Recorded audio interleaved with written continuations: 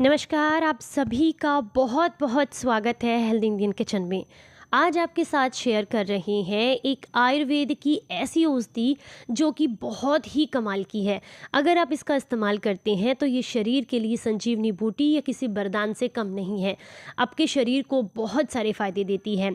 अगर आप इसका इस्तेमाल करते हैं तो आपके लीवर को आप हेल्दी बना सकते हैं, किडनी को हेल्दी बना सकते हैं, आंतों को क्लींस कर सकते हैं। और सबसे बड़ी जो समस्या है आजकल है पथरी की समस्या, चाहे वो पित्त की थैली की पथरी हो या फिर आपको गुर्दे की किडनी की पथरी हो। इन दोनों ही पथरियों को आप तोड़कर घोल कर निकाल सकते हैं। और अगर आप इसका इस्तेमाल करते हैं, बॉडी को डिटॉक्स करने के साथ साथ शरीर को मजबूती देने का काम भी करती है आज की ये औषधि। इसकी मात्र 2 पत्तियां अगर आप चबाकर खा लें तो आपका डायबिटीज़ भी कंट्रोल में आता है। तो अगर आज का ये वीडियो आपको ज़रा सा भी पसंद आए तो प्लीज़ वीडियो को लाइक ज़रूर किया कीजिए। इससे हमें मोटिवेशन मिलती है आगे और अच्छा काम करने की। और अगर आपको ये वीडियो अच्छा लगे तो सभी के साथ शेयर ज़रूर कीजिएगा। चलिए आपको बताते हैं आज हम आयुर्वेद की कौन सी ताकतवर औषधि के बारे में बात कर रहे हैं। सामने वीडियो में आप देख सकते हैं, हम आपको दिखा रहे हैं एक पौधा जो कि आयुर्वेद के अनुसार बहुत ही ज़्यादा ताकतवर है। इसका नाम है अतिबला। पीले फूल वाला ये बेहद ही सुंदर पौधा होता है। इसके पत्तों का स्वाद हल्का सा तीखा और कड़वा होता है। इसे कंघी के नाम से भी जाना जाता है। अगर अतिबला को और कंघी को किसी और नाम से भी आपके यहाँ जाना जाता है तो मुझे कमेंट बॉक्स में आप ज़रूर बताइएगा ताकि सभी को समझने में आसानी हो। अतिबला के अनगिनत स्वास्थ्यवर्धक लाभ हैं। हजारों सालों से आयुर्वेद में कई प्रकार की दवाइयाँ बनाने के लिए भी अतिबला का इस्तेमाल किया जाता रहा है। अतिबला पौधे के पत्ते, फूल, बीज अलग अलग प्रकार से आप इनको यूज़ कर सकते हैं अलग अलग बीमारियों के लिए।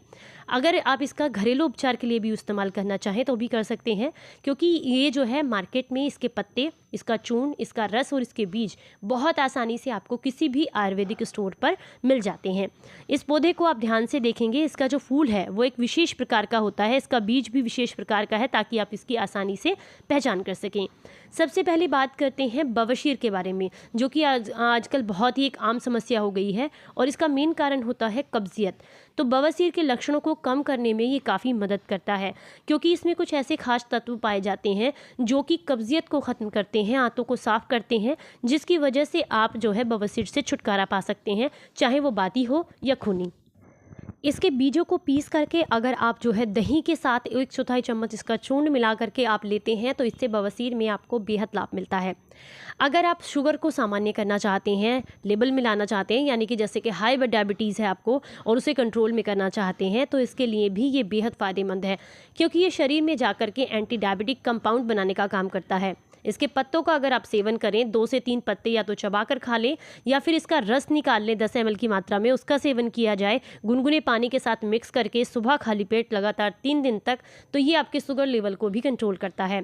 अगर आप पित्त की थैली की पथरी या फिर आप गुर्दे की पथरी की समस्या से परेशान हैं तो ऐसे में भी आप इसका इस्तेमाल कर सकते हैं, क्योंकि इसके जो पत्ते होते हैं और इसकी जड़, इन दोनों को अगर साफ़ कर लिया जाए या साफ़ करके सुखाकर पीस कर पाउडर बना लिया जाए और उस पाउडर को आप जो है 1 चम्मच पाउडर को या आधा चम्मच पाउडर को, मान के चलिए आपने 3 ग्राम पाउडर लिया है, उसको 1 गिलास पानी के साथ मिक्स करके आप जो है रात भर के लिए रख दीजिएगा। अगले दिन सुबह इसे अच्छे से उबालिएगा और इसमें थोड़ा साबुत जो धनिया होता है उसको भी डाल लीजिएगा और अच्छे से उबालने के बाद जब ये 1 गिलास पानी आधा गिलास रह जाए तो सुबह खाली पेट लगातार कुछ दिन तक सेवन किया जाए।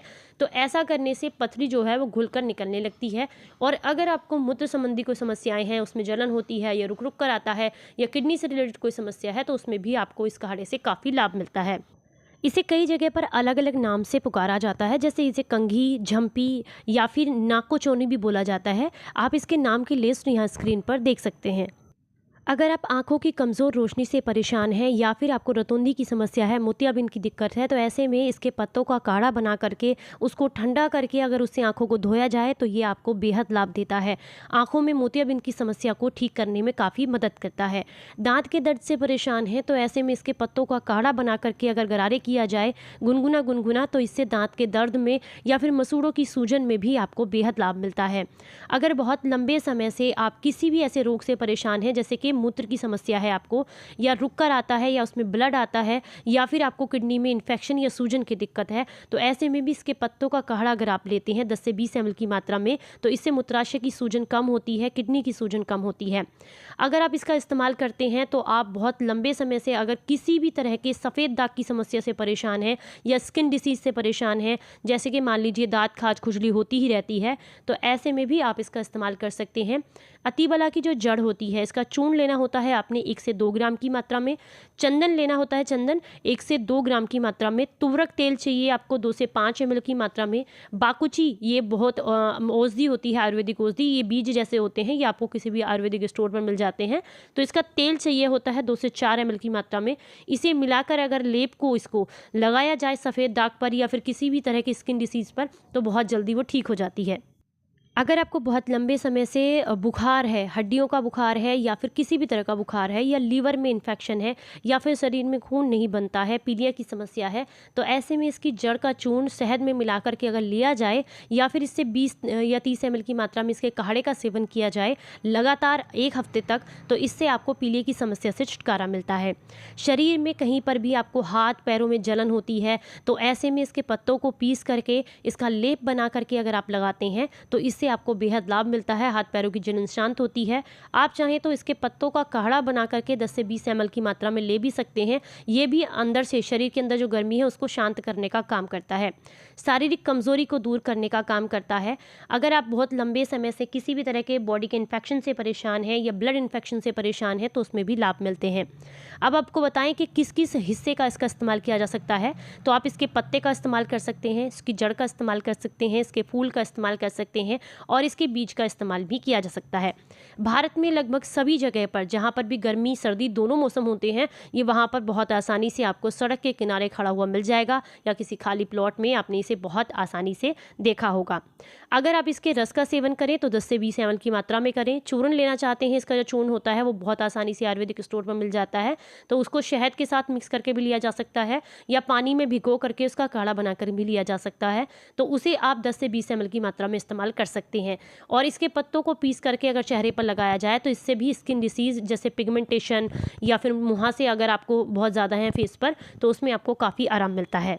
ये आयुर्वेद की बहुत ही अद्भुत औषधि है, इसका इस्तेमाल आप ज़रूर कीजिएगा। हमारे यहाँ ऐसी बहुत सारी औषधियाँ बहुत आसानी से मिल जाती हैं जो कि हमारे शरीर से कई सारे रोगों को जड़ से ख़त्म करती हैं। उनमें से अतिबला ये एक बहुत ही कारगर औषधि है।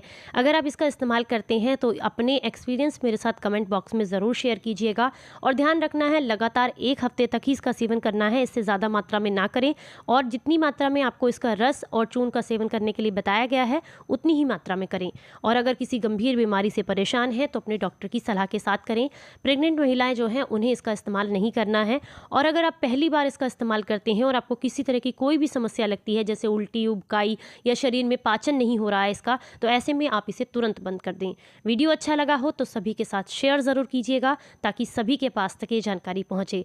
जानकारी अच्छी लगी हो तो लाइक ज़रूर कीजिएगा, ताकि हमें मोटिवेशन मिले। फिर मिलेंगे किसी नई जानकारी के साथ। तब तक अपना ख्याल रखें, अपनों का ख्याल रखें और हंसते मुस्कुराते रहें। Stay healthy, stay happy. Bye-bye.